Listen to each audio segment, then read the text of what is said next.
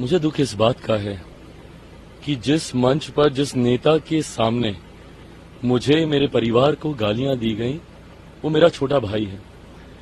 मेरे ऊपर कई बार इस बात के आरोप लगाए गए हैं कि एनडीए गठबंधन में होने के बावजूद मैं क्यों लालू जी के परिवार के प्रति मैं सॉफ्ट रहता हूं, क्यों नहीं मैं ज्यादा बोलता।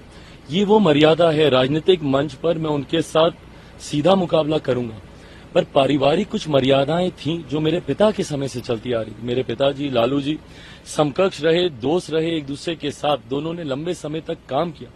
उस नाते वो रिश्ता है मेरा उस परिवार से, और उस रिश्ते की मर्यादा को मैंने बरकरार रखा। राजनीतिक मैंने उनका कड़े से कड़ा विरोध किया, पर कभी भी पारिवारिक स्तर पर मैं उनके कभी नहीं गया। ऐसे में नाराज, गुस्सा होने से ज्यादा मैं दुखी हूं, और दुखी मैं इस बात को लेकर हूं कि जब मेरे परिवार को गाली दी जा रही थी, मेरा छोटा भाई उस मंच पर था।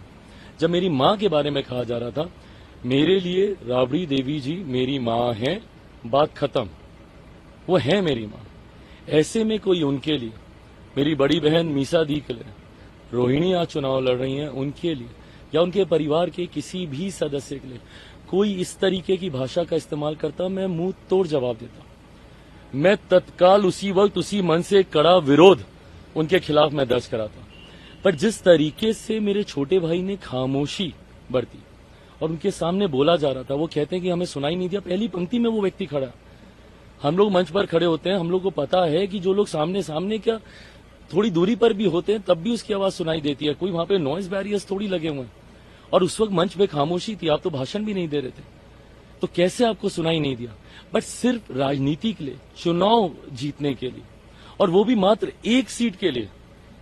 ये मेरी ही लोकसभा का ये वीडियो है, जमुई का ये वीडियो है, वहां पर एक सीट जीतने के लिए मेरे जीजा जी अरुण भारती जी को हराने के लिए जिस तरीके से उनकी महिला प्रत्याशी भी बगल में खड़ी हैं, ये अगर भविष्य में अगर सांसद बनती हैं, ये महिलाओं का संरक्षण करेंगी जो अपने सामने महिला के होते हुए अपमान को ये देख रही हैं। मुझे तकलीफ बस इस बात की है कि एक शब्द तो बोला जाना चाहिए था, आप नेता हैं, आपको अपना आदर्श मानने वाली एक बड़ी आबादी है। ऐसे में आपके आदर्श को मर्यादित रहना जरूरी है। जो लोग आपको अपने आदर्श मानते हैं, आपके आचरण को मर्यादित रहना जरूरी है। आपको प्रेसिडेंट सेट करना चाहिए। यहाँ से आप युवा हैं, आप वो नेता हैं जिन्होंने अपने पिता की तस्वीर तक हटा दी थी 2020 के चुनाव में। क्यों? क्योंकि लोगों को जंगल राज की याद ना है।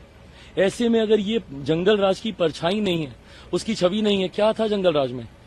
महिलाओं का 90 के दशक में घर से बाहर निकलना मुश्किल था, महिलाओं का समाज में रहना मुश्किल था, ये था जंगल राज। और आज आप ही के सामने सोचिए, तेजस्वी यादव के सामने चिराग पासवान के परिवार को गाली दी जा रही है और कुछ नहीं हुआ। ऐसे में वही असामाजिक तत्व गांव में जाकर ना जाने कितनी और मां बहन और बेटियों को गाली ही नहीं गलत व्यवहार करेंगे।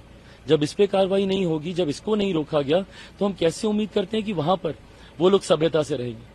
तो ऐसे में और बाहर आकर जिस तरीके से कहना कि सुनाई नहीं दिया, आप एक बार तो बोलते मेरे भाई कि नहीं ये गलत है, ये गलत है और नहीं होना चाहिए था। मैं आपसे कोई माफी की उम्मीद नहीं रखता, पर जो गलत है वो गलत है। इलेक्शन के दौरान ऐसे पर्सनल अटैक्स को आप किस तरीके से देखते हैं? कतई जायज नहीं है। मैं मानता हूं राजनीति का किसी भी क्षेत्र में आप कड़े से कड़ा विरोध मर्यादित शब्दों में आप दर्ज करा सकते हैं। आप बड़ी से बड़ी बातों को संयमित शब्दों में आप ढालकर कह सकते हैं। ऐसे में इस तरीके की मर्यादाओं को गिराना, इस तरीके के निचले स्तर पर राजनीति को लेकर जाना भविष्य की राजनीति के लिए कतई उचित नहीं। Thank you.